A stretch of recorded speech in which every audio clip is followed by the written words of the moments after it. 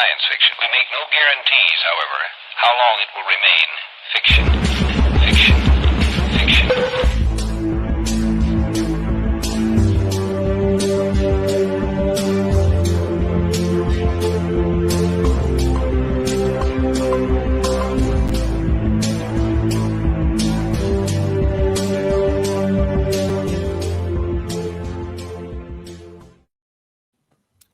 Utile salutations, all you cognonauts out there, and welcome to Exo Fathom, the show that dares to explore the outside reaches of understanding. I am your host, Nick, and I am joined by my two lovely co-hosts, as always. Ayla, how you doing?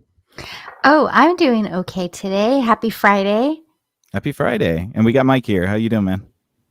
Same old. Just hanging in Same there. Same old. Well, I hear that. Thank you guys so much for listening. We hope that you're having a wonderful Friday evening.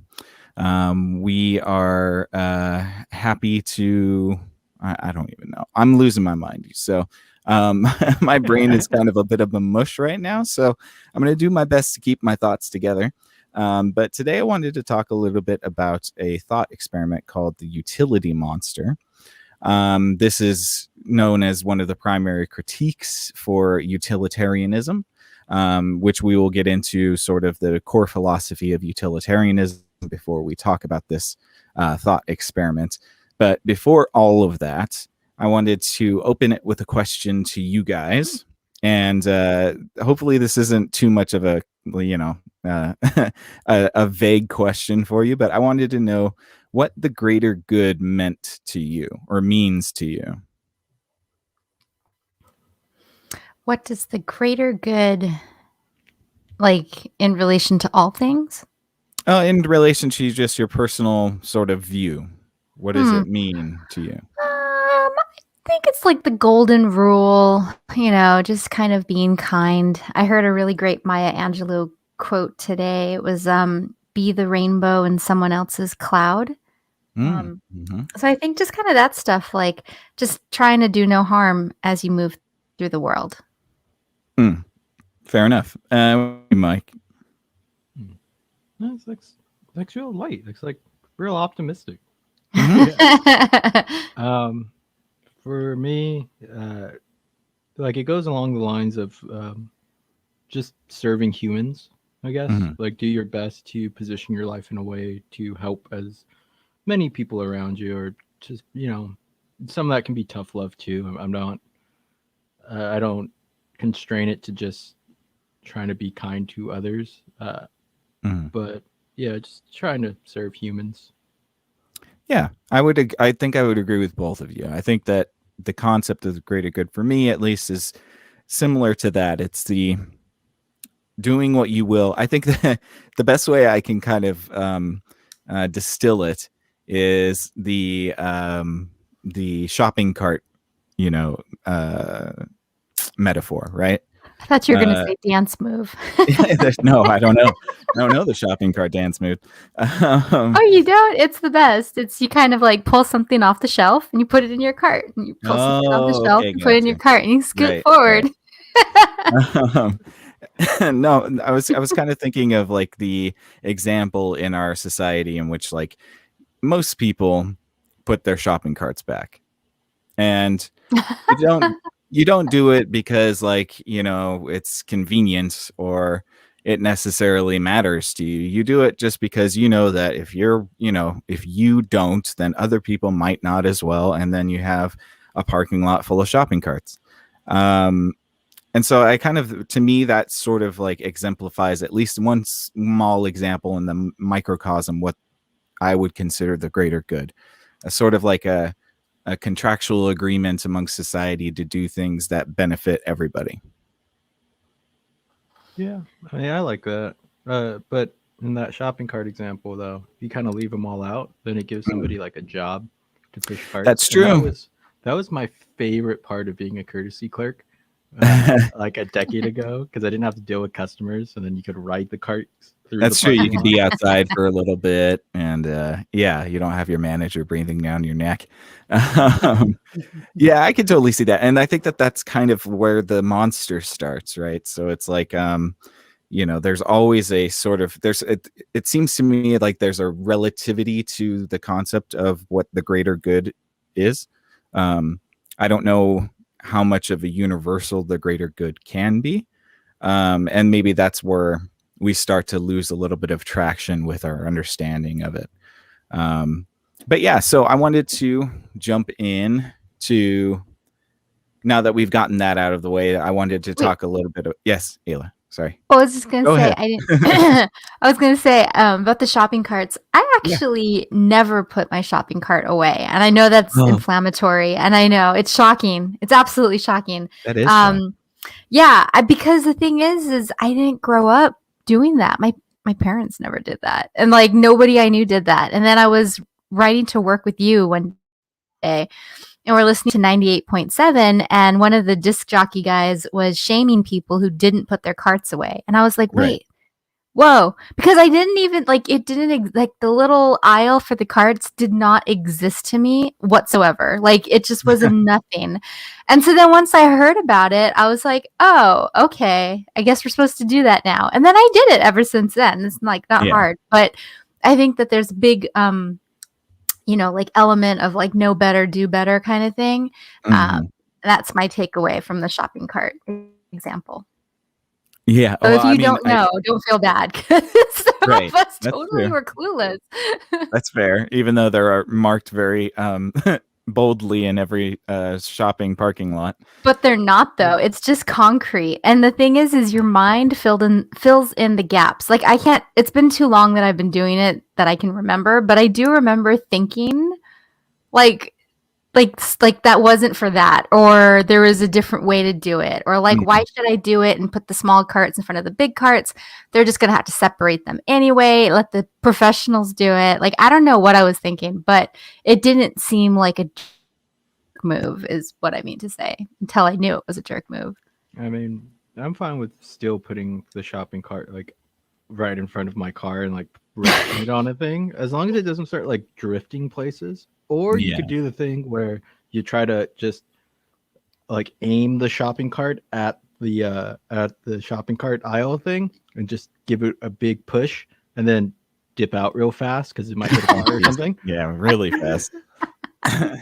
No, well, and then the other thing too is like when I started driving, I think it's probably about the same time that this happened, because I remember pulling into a spot that I thought was a good spot, and there's a cart right there. And then there was someone up my ass, so I couldn't back up, and they were honking at me. And I'm like, well, doofus, if you could just see around the car, you would know. So somebody didn't put their cart away, and right, exactly. Yeah, exactly. And then I had a period where, well, I put that jackhole's cart away. So now when I'm exiting and I have a cart, I have to put 2 carts away. What the fuck? And so like, there's a whole lot of thought behind carts. Wait a minute. You're telling me that honking is a bad thing? I always thought that was like you wish the other person good luck or something. You know? Oh yeah. Like in LA, that's what that means. Yeah. So we tell ourselves Ayla, you kind to cry. Ayla, you've kind of, not inadvertently, but you've illustrated the sort of the issue with that utilitarian sort of mindset, right? So you illustrate it in the idea that you have to put 2 carts away now at your trip, which is, like it's a very small inconvenience, but but when you have a limited supply of hand sanitizer it's already created an inequity. That's the issue, is that you've now had to take on double the workload because somebody else didn't. Yeah, Mike. I think that's Look, Mike never said he did it. I'm an extremely important person. I don't have time to just push these shopping carts over. You're the worst, though. You're like, they like it. No. Well, he said he liked it because he got to I know, but that's the jerk move, is you just assume everyone is the same as you, and you're like, no, they love doing this because I love doing it. Like, yes, when I worked at Starbucks, I loved making frappuccinos, but now that I don't work there, I don't try to order them as often because I know most people hate making them, which I've just heard on the street. But yeah, all right. Well, let's okay. We're gonna have to rein this in a little bit more. And I'm just ribbing you, Mike. No, wait, you. Is that the what's the turn of phrase there? Where you're like poking fun at someone? Yeah, okay. If Okay. you haven't figured out by this long in our Exo Fathom show that I'm the jerk of the three, then I'll just make it clear right there. Totally not, though. Oh man. All right, but let's get back to this utilitarian Get the monster thing. monster. All right. Well, since the shopping cart thing was kind of a interlude to what I wanted to get into, I think I'll just roll into the sort of core principles of utilitarianism. And I actually came across this essay that was that kind of talked about it and gave me a pretty good succinct little intro into the philosophies. So the core precept of utilitarianism is that we should make the world the best place we can. That means that as far as it is within our power, we should bring about a world in which every individual has the highest possible level of well-being. Although this may seem like a mere common sense, it is often in opposition to traditional moralities. Most communities prescribe rules to be followed irrespective of whether the outcome will make the world better or worse. It is much easier to follow rules than it is to assess each time one acts, which of the available option will have which of the available options will have the best consequences. Then it goes on to say Mozi, which was a Chinese philosopher who lived basically 490 to 403 BC, in the era known as the Warring States period, appears to be the first person to record advocation for utilitarianism. Mozi imagined a tribe in which the custom is to kill and eat the firstborn sons. His point is that customs are not self-justifying. We need a standard by which to assess them, and Mozi proposes that the standard should be, does the custom lead to more benefit than harm? So I wanted to do that specifically because if we're going to talk about the criticism of utilitarianism, I thought I would at least give it a fair shake and try to steelman it in the best possible light. And there's a lot that I actually agree with. I mean, I think that we should be concerned about doing the best for the most amount of people. But do you guys have any thoughts initially on just utilitarianism philosophy? There's a whole lot to say about it for sure. I mean, I think that the spirit behind it is pure, like the idea of maximizing goodness among a group of people. That's a great idea. But then, yeah, when you start to get into like some of the challenges and criticisms of it, you're like, like all great ideas, it's like going to lead you to the path to hell because it's just fraught with issues. But, like on the whole, if you're just you going about your day and you're stuck in a moral quandary, it's not a bad moral kind of guide or compass to use if you're like, what should I do here? Yeah, I would tend to agree. And I definitely see I see where it comes from. Like you said, it comes from a place of empathy and compassion. And I think that that's really wonderful because when we do our best to exercise our empathy and compassion, we can do great things. I think that it's interesting that it seems as though empathy and compassion can sort of gather a certain level of inertia that almost allows them to fly off the rails, if you will. Mm-hmm. Mike? Sorry, I was Googling a thing before I made myself sound stupid. Google anything.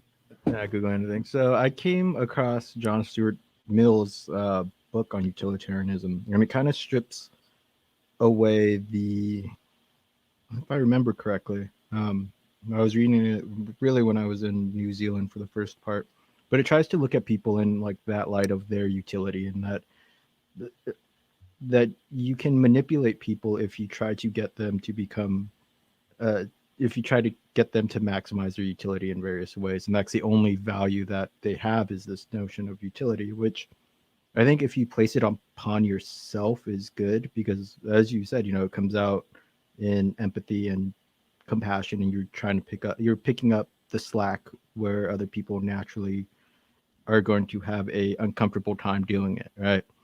But I disagree with him where it's like this is the way that we should view all people, like in that shopping cart example, right? Ideally, you put the utility on yourself of collecting all the shopping carts, not just your own, and pushing it away. But if you expect everybody to do that, then that can be kind of, you can start to augment your reality, and you start to look at other people like, oh, that jerk didn't even put back their cart. How dare they? And then you start to have this negative feedback loop throughout your day where it just makes you feel like you are Seethe. superior. Yeah. Oh, Like I seethe a thought you were bit. going to say seethe. Like, come Friday, I'm like, well, now that's 10 carts that I've put away, not just 5. 5 whole carts. And then that sentiment really kind of is the seed or the spark to pushing towards legislation and then more intervention on the sort of state level. So yeah, I mean, like, For the sharpened yeah, cart. Yeah. seriously, yeah. I mean, look, littering became such an issue that's what they did. You know, people were Although, just truth be throwing their told, stuff out of their car all the time. I know. Well, I like to think about the seatbelt law because, like, our dog's woofing at something. But the seatbelt law is really interesting because if you ask any baby boomer how many people in their high school died because of a car crash, you will get crazy high numbers. Like everybody died because they were driving and nobody had seatbelts. So any little accident was horrendous. So, in that regard, there was legislation for it because, that's a good thing to do to make sure everybody is safe. But apparently, like if you go back into the history of that, people were pissed. They didn't want seatbelts. Oh, They yeah. were uncomfortable. There's a lot of pushback, but we can see over time it saved a lot of lives. So I think that's one of my favorite go-to examples when it comes to like the way intention plays out in legislation and trickles throughout, culture and society, because it's just like so nuanced and so interesting to see reactions and then to see shifts. And then, Yeah. then you're born into seatbelts just being there and you're like, what was the issue, guys? Like, it just makes sense. Yeah, and it's intention towards the common good, right? And I think that's kind of like, I think that's where we can really kind of flex our utilitarian minds. But I think Mike makes a good point. It's blowing it up to sort of the larger scale that makes it difficult and then possibly hazardous as well. Yeah, dangerous. Well, my seatbelts are good. I'm just also thinking of my folks who didn't, when they were growing up, they didn't wear seatbelts, like in the 60s. They're like, yeah, we were in the 70s, I guess. They're like, yeah, we just bounce around the back of the car like we were little pinballs. Yeah. And then, Look, I mean, okay, so yeah, no, if you've ever ridden on the back of a pickup truck with no seatbelts, obviously, like it is fun, but that's my favorite. But is that fun as much fun as not dying? Yeah, it depends on your life, right? If you have tomato. If you have like a good life, then you might want to be like, yeah, I want to stay alive. But if your life is torturous or you have some condition where you're constant, like if I had constant migraines, if I was like Psyduck and all I ever did was have migraines every day, I might see the thing of being like, well, I might want to ride in the back of the truck because the wind makes it feel better, and if I die, I die. Or something like that. Like and think about Pikachu, who was forced to massage Psyduck when he was really pissed at him, but Psyduck needed it. That's a Detective Pikachu reference, guys. It's a super cute movie. I still haven't seen it. But anyways, it's so cute. Like those laws do become important. I mean, I even remember watching old Scooby-Doo episodes where like they didn't have any seatbelts, and then in newer ones they did. And my dad would get angry that the seatbelts were even in the car. Yeah. Your dad's so crazy. This isn't Scooby-Doo. What is this? What a weird thing to be upset about. I love it though. When you scale up utilitarianism and like the common good, you start to wear away tenets or tent poles of liberty. Because we have to draw the line somewhere where it's like, all right, now the state has come too far. It's gone too it's gone too crazy for the greater good. Like Parking in Hollywood, for example, you can't park in that city at all. You look at there and it's like no parking Monday, 3 a.m. to 5 a.m. No parking Tuesday, midnight to 7 p.m. Permit only for Wednesday through Saturday. That, like, I kid you not. If you've never been to LA, you park somewhere and you will see sections of Los Angeles where there's just like 10 signs for like one spot. It's ridiculous. Yep. And you could maybe park there, but you're like, I don't know. I think I need a law degree to figure out if I can park here. There should be an app for that. That was my last point. Sorry. You just take a picture of like municipal parking signs and it'll decipher if you're good to park there or not. 100%. That's actually a great idea.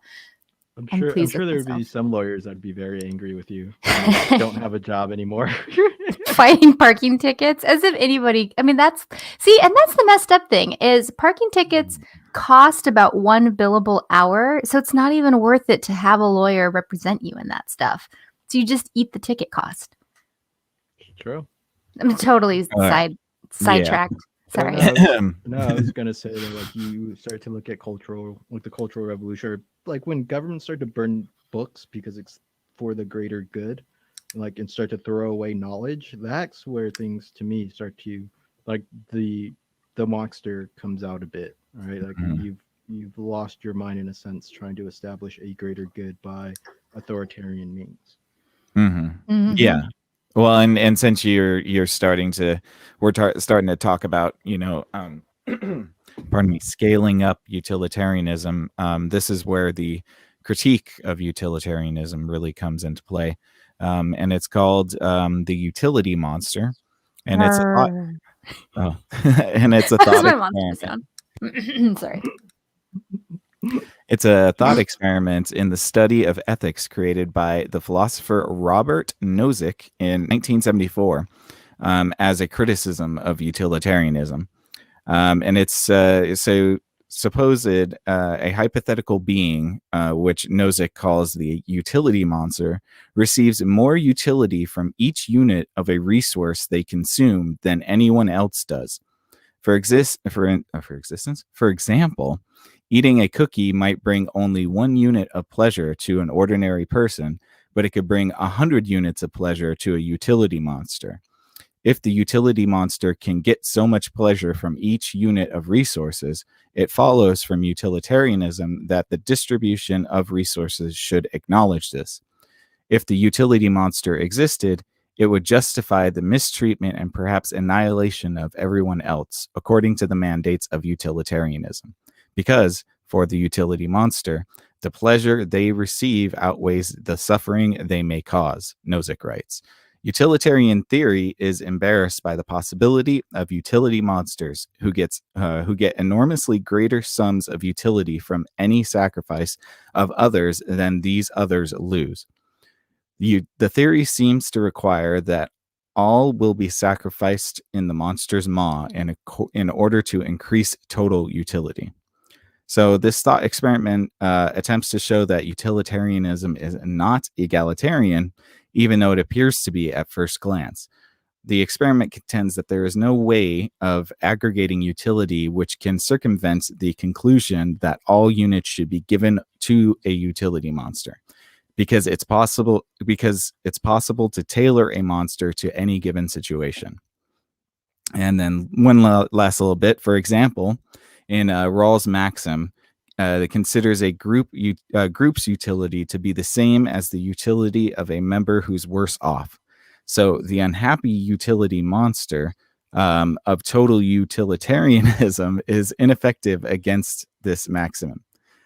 Because as soon as the monster has received enough utility, it will no longer be worse off in the group, and there's no need to accommodate it. But Maximum has his own monster, an unhappy, worse off being who only gains a tiny amount of utility no matter how many resources are given to it. So it shows that all consequential systems based on maximizing a global function are subject to utility monsters. Now, that I said utility way too many times in that paragraph, so Drinking game. apologize. but that was just trying to get as much of the idea out as possible. But Ayla, do you have any sort of questions or any critiques of the concept? Is there anything I need to clarify? Because I feel like I just went on a tirade there. No, not at all. So yeah, you bringing up two different points. There's Nozick and then there's Rawls. And I think it is a good thought experiment, especially for utilitarianism, because it really gets at the question, how do you quantify benefit, goodness? What are they quantifying? Utility. Utility, yeah. But the pleasure that one would receive.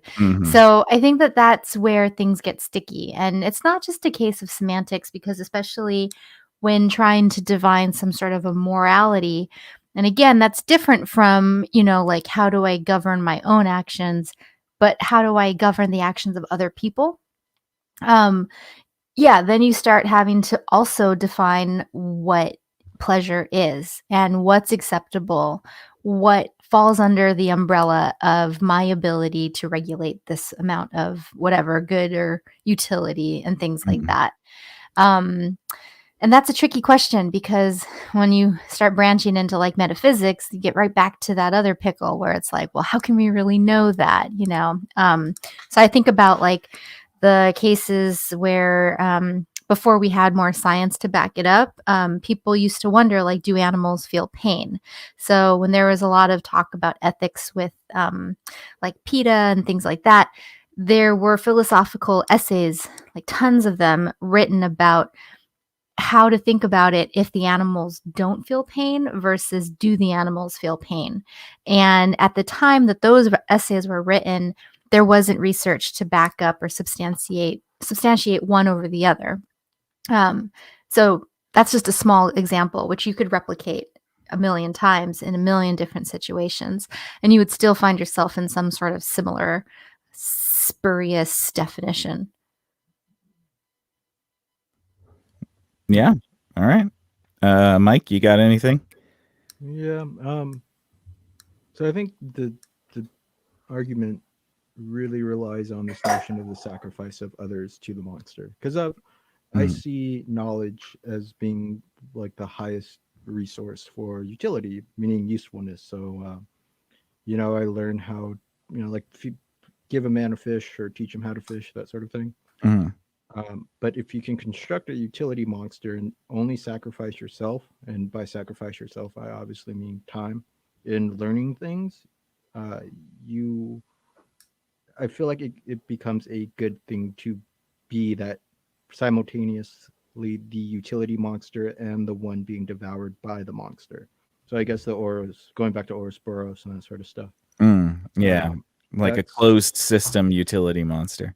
Yeah, but only directed towards yourself. And two, it does get dangerous the second you start to bring in other people. Like especially with this notion of pleasure, right? I've made the example of learning as pleasure, but if you take in, say, a romantic relationship as a pleasurable experience, once that utility of the other person has ran out, you are ready to look for other people. You're ready to leave that romantic relationship, which is not the best way to go about it. So it's like it's a very fine weapon, but I don't think it's something that we should avoid, even in a egalitarian type system.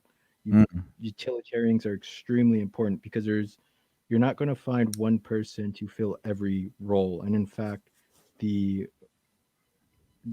more that you can have cross functionality and what's it, multidisciplinary, like just study or just a mindset, you can become more creative in a way that the people that specialize in those roles cannot be, because they only have that one bit of utility, that extreme.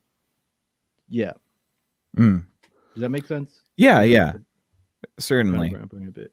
No. I mean, like, it's a very dense sort of idea and topic, so I'm gonna try my best to not to butcher too much, but I think it's yes, Ayla. What's up? Well, I was just going to add, Mike, you did raise a really good point about because we were focusing on the utility monster and the pleasure that it gains, without focusing on the potential suffering that would be maybe commiserate with it. And so that's where, like, yeah, it's like, okay, so if you have, like, if a utility monster gains 2 units of pleasure, does that mean somewhere we're going negative 2 units of pleasure?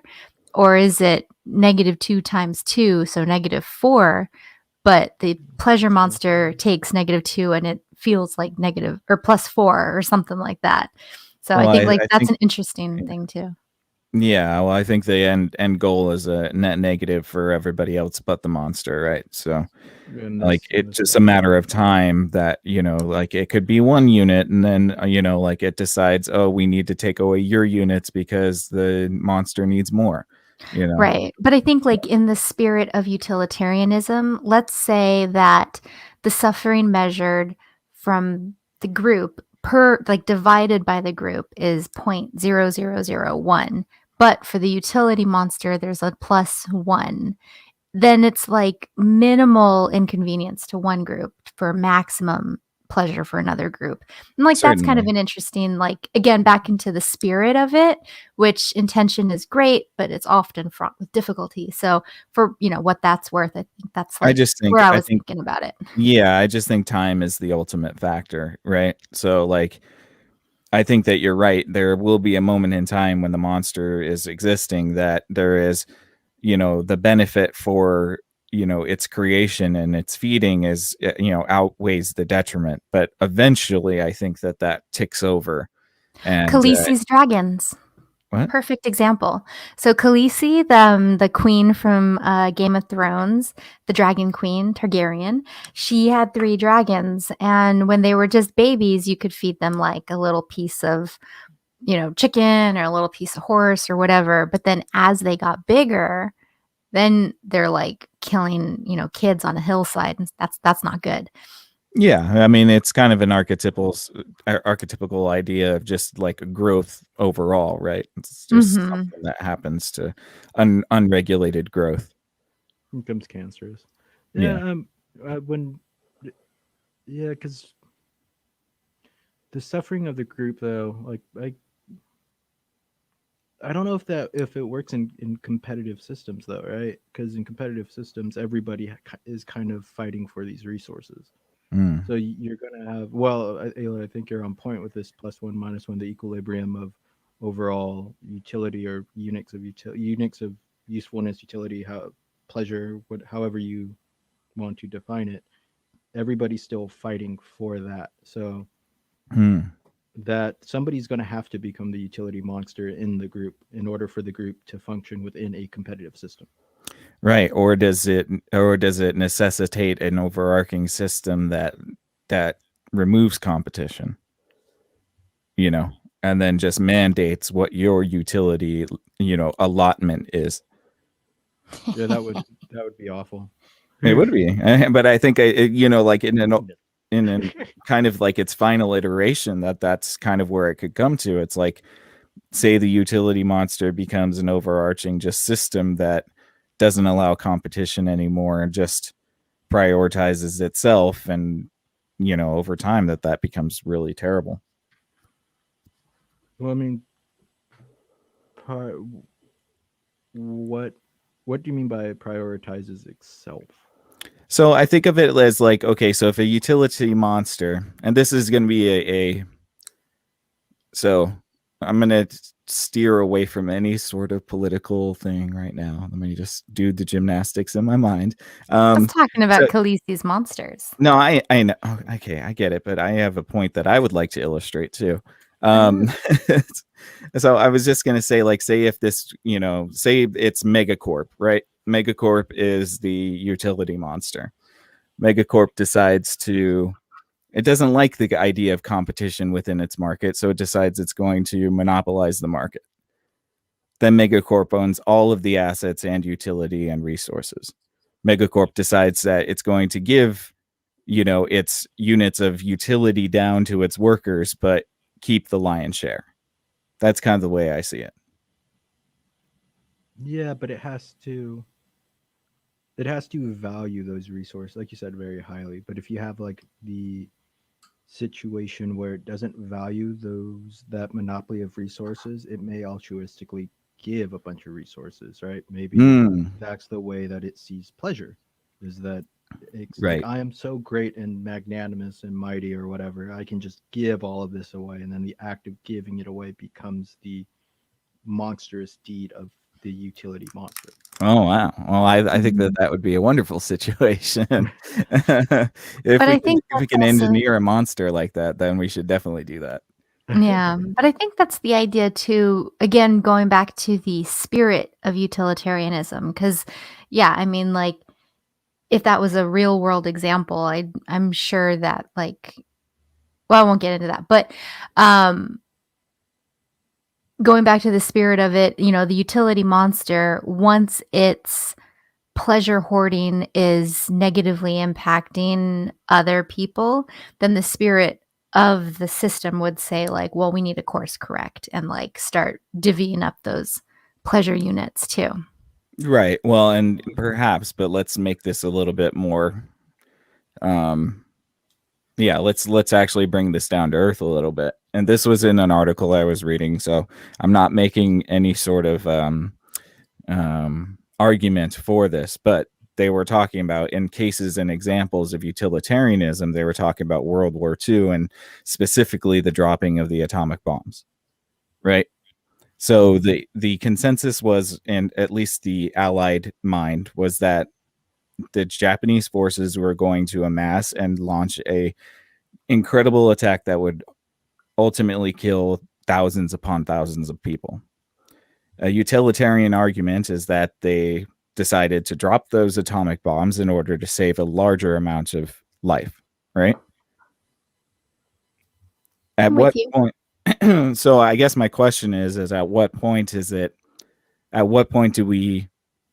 are we exiting that sort of utilitarian thing and getting more into like this weird morality sort of stance? I guess that's my question.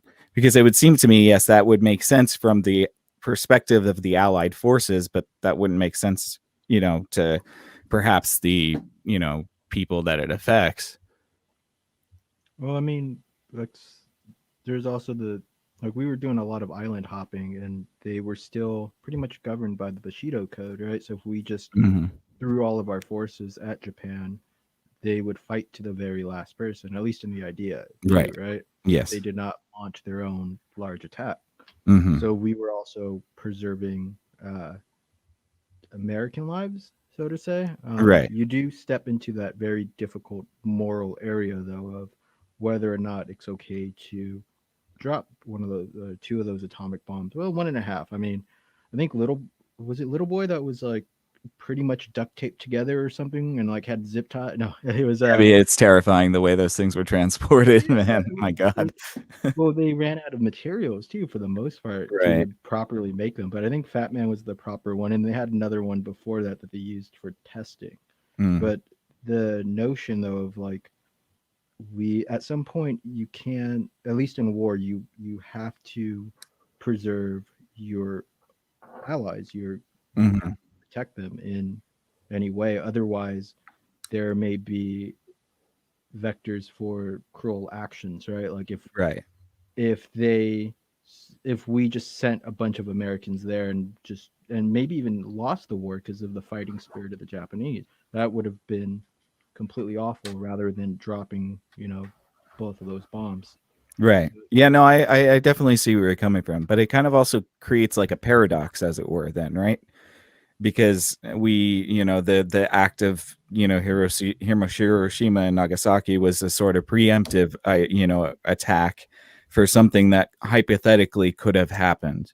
And so that's where I get into this, like, well, was there any real, I mean, like, yes, the threat was there according to our, military and everything else, but nothing had happened to warrant that preemptive response. I mean, unless, yeah, I don't want to get into the political ramifications of it, but, like, what I'm saying is that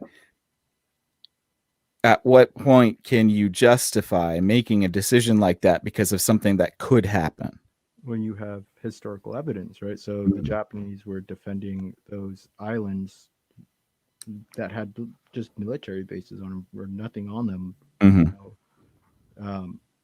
fiercely. So you just continue pushing that idea of actually attacking their home, like the big islands where they're centered at. Then I think you can at least start to probabilistically in a Beijing space start to weigh out those possibilities of Hmm. whether or not this would take fewer Japanese lives rather, or more Japanese lives, Right. right? Right. And that's where the I think the value of utilitarianism can come in, because now you're weighing lives here. So of course it's a heavy topic, but you're you're not doing it. You're being very cautious in those decision making things when you're utilizing this notion of utilitarianism. I think, at least in that specific case. Hmm. Ayla, what do you think? Oh man. I mean, I think that's an impossible choice. You Right. speak of paradoxes, and one of my favorites comes from Bart Simpson, and he's in that gifted school, and or I guess it's not Bart, it was like a classmate, but she said, if you want peace, you must prepare for a war. Hmm. And, it's a paradox for a reason, is, we all want peace, but it just takes one jerk to ruin it for everybody Yeah. else and get Of like a course. domino effect. And so, it is a tricky thing. It's a hard thing. And I think that's why ethics is it has so many different branches of philosophy to it, and theories and essays and stuff, because when you try to take personal morality and apply it to a huge group of people, it gets to be very difficult. Mm. And I think that the utilitarianism route, yeah, I mean 80,000 people died in Hiroshima. That's a lot of people. Yeah. And if that hadn't happened and millions were going to die, then it's like I guess that was the right thing to do, assuming every other option was explored. Like, Right. there's layers, and I feel like in such a specific case like that, you can't just look at it through the lens of one philosophy. However, if you were, I would venture to say that the dangerous bit is when you're weighing the lives of 80,000 people to 80,100 people. Mm. And do you kill 80,000 because 80,100 will survive afterwards? Okay, that's I don't know, that seems more difficult to justify. Okay, well, 80,200, saving 200 lives worth 80,000 lives. And so that's where you get into this value theory that I think follows so much of ethics discussion, because you're getting into it. What's the value of a life? What's the value of the future generations you took? What's the value of the lives you saved? What's the value of being alive the next day to think about the values? Like, there's so Mm. many ways to think about it. Yeah. So I mean, it's such a great thought experiment. And like I started with my response, it's just I all the leaders during that complex time. I mean, I don't know. I mean, Yeah. It's I don't know who certainly wants to be a leader of anything, because like you would be faced with choices like that all the yeah. time. Well, It's and terrifying. yeah, and I'm definitely not going to make the case that I think it was a flippant decision by any means. And I think, like that's a very layered, nuanced conversation that I think you're right. It can't really be distilled into one philosophy, but I do think that there is something interesting about the concept of doing X to, or in case of Y. You know what I mean? Because Mhm. you're kind of like setting your intentions for the future and then almost preemptively sort of manipulating the course of whatever the destiny of that is. And I know that's what we do every day when we make decisions. Mhm. But like I just think that there is something interesting about that, where it's like, the potentiality becomes so great that it's worth an immediate sort of um action. And see, and that's so, I mean, and yeah, and I appreciate that. And it's so interesting to me because it's like that justification can also be used to justify so much bad. Yeah. And like what Mike was saying about where you start crossing into liberty boundaries and things like that. Yeah, it's just all such a pickle. And it becomes very, especially when you're dealing with like hypothetical situations too. When you're, Right. I wouldn't like if X happens, then Y. Like I think it's okay to kind of have those cases laid out to at least be able to understand what may happen, because there's nothing worse than uh, just getting sucker punched, right? Like you're not aware of something that's going to happen and it just sort Yeah. of Took hits it you. to the schoolyard. Yeah.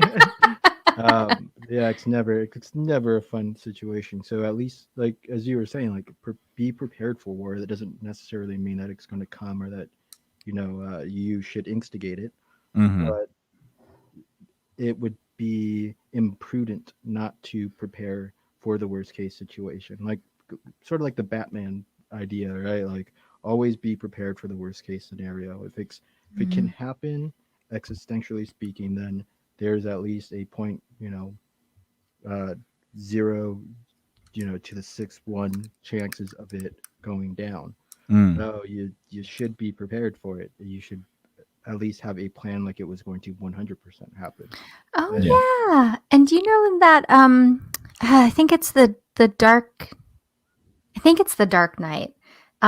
They actually talk about that because he has that like Eagle Eye program where you can hack any cell phone, you can hack any camera or whatnot. And then he's like, but I can't be in charge of it. I'm going to put the one person who doesn't want it in charge, which was Morgan Freeman's character. And Morgan Freeman was like, this is awful. Like, I will do this one time, but never again.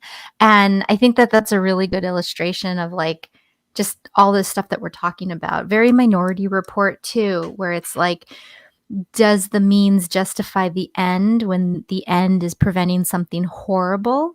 But then it's like, what's your intel? How do you know that's going to happen? And then it's also like going back to Game of Thrones, because Nick's been watching it for the other show series that he has, Screen Time Continuum, which is amazing. But there's a scene where there's a big battle and one of the characters is going to kill herself and her son before the gates before they lose. And so it's like she's just holding on to this serum and she's about to do it. And then boom, her dad pops in and everything's fine. But it's also like, yeah, you're foolish to think you can predict the future. And so I think that's where you start to get into these really uncomfortable positions when you're making actions based on something that hasn't happened. And I think that's yes. I think that's where my whole sort of like fascination with it comes from, for sure. But I wanted to, since it's Exofathom, I wanted to bring up a mythological example of utilitarianism. And this one is pretty just straightforward, so I'm not going to get too deep into it, but I just wanted to ask a couple questions afterwards. But it's the concept of the Great Flood. And now I know both of you are probably familiar with flood mythology, not just in the sort of biblical reference, but all around the world. But the main crux of most flood myth is that humanity becomes so wretched on earth that God, whoever God may be, decides that it's better to wipe the slate clean so that something new can come. And that is a myth that's basically permeated all cultures. And to me, it's kind of a good, at least in my sort of estimation, it's a good sort of example of maybe overzealous utilitarianism. Because obviously the concept is that man is become so wretched and terrible that it's destroying basically everything that God has built. And for the utility of reality and existence, he decides that it's best to wipe this batch of humans clean so that a new batch of humans can be replaced and build something better.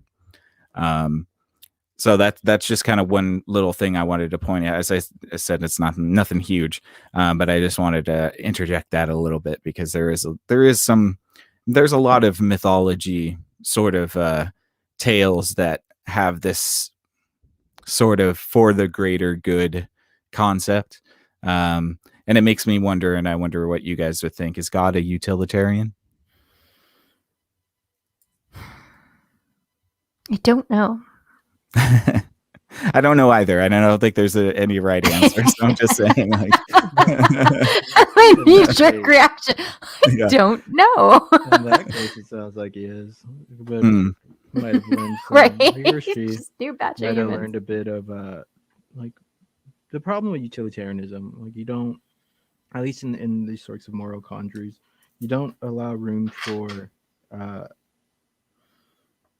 redemption, even if like if humans have become so wretched, so you wipe them all out, you rob the chance of them coming back, you know? right. And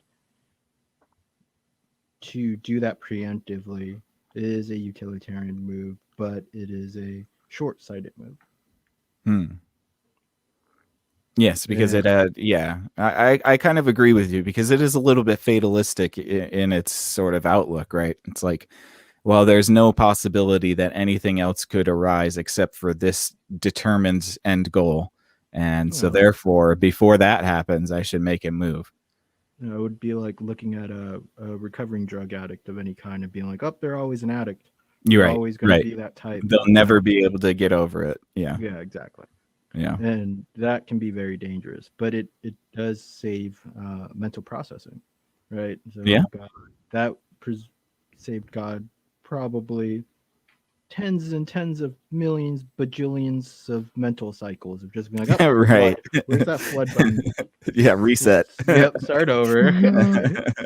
Yeah. Well, and I think you're right, Mike, because like that idea of redemption, I mean, that's part and parcel with what it is to be a human. Like, if I am a human and I'm guaranteed, maybe not guaranteed, but I expect to have a life.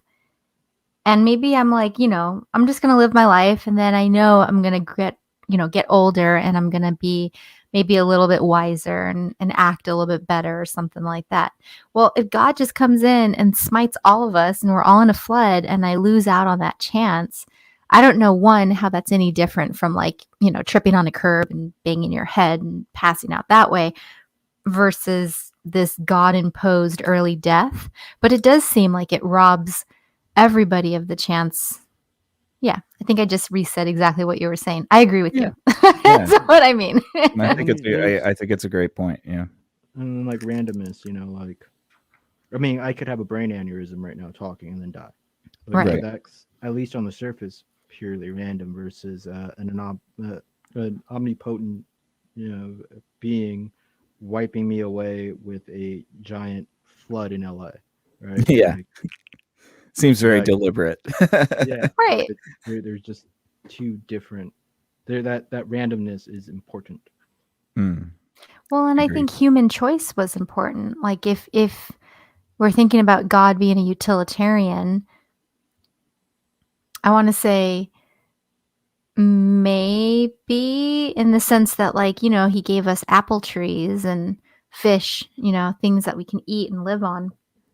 But beyond that, I think the whole point of the God-human situation or relationship is that we have free choice because we're going to be judged. So, I mean, like, I think that's like one way of thinking about it. There's other ways too.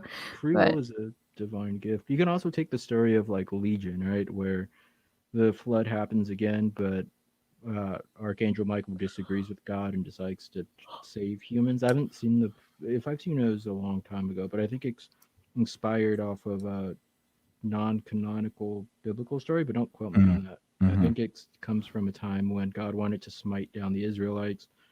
Then Michael just was that jerk to tell off God, like, no, like, like Neo. the Israelites, and kind of breaking that free will because he is the archangel and has at least some semblance of like free will type thing, right? And that's where the name Michael also comes in to be godlike. That's where you can start to take some of that in. You combine that with this divine gift of free will, and you can start to say that there's that was like a special case of sorts.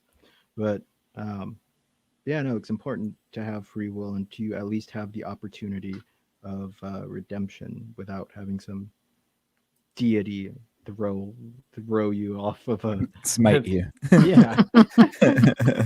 Totally. Well, the other thing too in that scenario is that like the idea is he's destroying civilization because it was bad. But it's like, there were a couple of people in there trying their hardest and they're looking at the bad people like, you're ruining it for the rest of us. And then like God's just like, you're all done. And then the one good people, the few good people are like, no, suffering the same fate. It's not Yeah. fair. Yeah.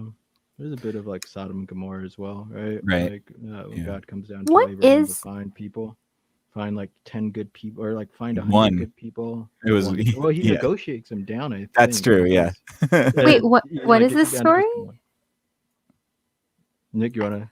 Oh yeah, so this tale of Sodom and Gomorrah in the biblical sense was there are two cities that had grown into basically decadence and decay, and God was upset with them. And I don't know who it was, but one of the people in the Bible was pleading with God to spare Gomorrah, I believe, from being smote, basically. And God says, "Okay, well, if you can find me 100 good men in this city, then I will spare it." Comes back, can't find the 100 good men. If you can find me 10, comes back, can't find 10. If you can find me one good man in this city, then I will spare it.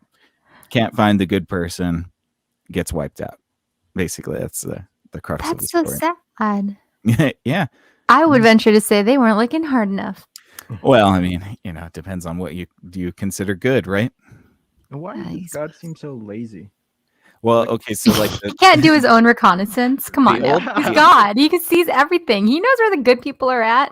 old- But that's the point. He didn't see any good people. And he's like, yeah, go waste your time. go Let you full feel Darren. like you're doing something. That's messed up. yeah, I don't know. See, that's the thing is like, I think God is like a good God. And so some of these stories like scare me. Like, that's such a okay. mean God. Yeah, well, there's a difference between the Old Testament God and the New Testament God. That's why the Old Testament God is from the Torah, and the New Testament is sort of like the Christian iteration of God. Oh. Yeah, See, so I the need to first- take like what is it? Like, what's the theology? I take a theology class. That'd be great. Yeah, so I mean, like if you read both of those books, you like God totally changes in the second book, and he becomes a lot more benevolent. I'm not your where in the- regular God. I'm a cool God. yeah, where in the I'm first really test- pleased with that. It's just like this utilitarianism stuff isn't quite working. They keep making these messed up experiments. What the hell's Yeah. going on here? yeah, I just started seeing Buddy Jesus from Dogma. Yeah. Cool God. I'm sorry. I don't mean to offend. yeah. Well, and anyways, the Old Testament God is the one that does all the crazy stuff. So, Man. but anyways, that was just to kind of have a little touch in the mythology, since it is Exofathom. But I have one more question for you guys, and this is going to get into more of the future and technology. And my question Ooh. is, would you guys trust an AI system with utilitarian ethics? And Absolutely not. presuming that it's just it's a human flaw that utilitarianism doesn't work. Do you think that there could be a perfected utilitarianism through machine? Oh, I see what you mean. See, here's the thing is I feel like you would need a utopian like society first, and then that utopian society creates an AI. But if you have like a dysfunctional society creating an AI, you're going to build in the dysfunction one way or another. So it will fundamentally be flawed. Roy may learn the dysfunction. Yeah. No, I mean, like that's where, because that's a cold logical thing is utilitarianism, right? Guys under some emotional thing. I wouldn't trust it, and I don't think it would even trust itself. I think it would see the flaws in utilitarianism and pursue other based philosophies, assuming that it can write its own code and figure itself out. Right. But if it's sort of like just like a human type thing. Like if it's just a conscious AI that is an its core principle is utilitarianism, then yeah, I wouldn't trust it. Yeah, and let's hope it's not like, like even if it was an AI that was able to learn and stuff, but let's hope it doesn't go through a utilitarian phase, like a teenager Oh going through a God, goth that'd be phase. terrifying. Well, as long as it doesn't have weapons, it'll be okay, Right, right? that's true. That's fair enough. Mhm. Could be all As edgy long as- towards itself and Yeah, self-alarm. yeah. I don't mind that. Just don't Totally. just don't harm the What humans.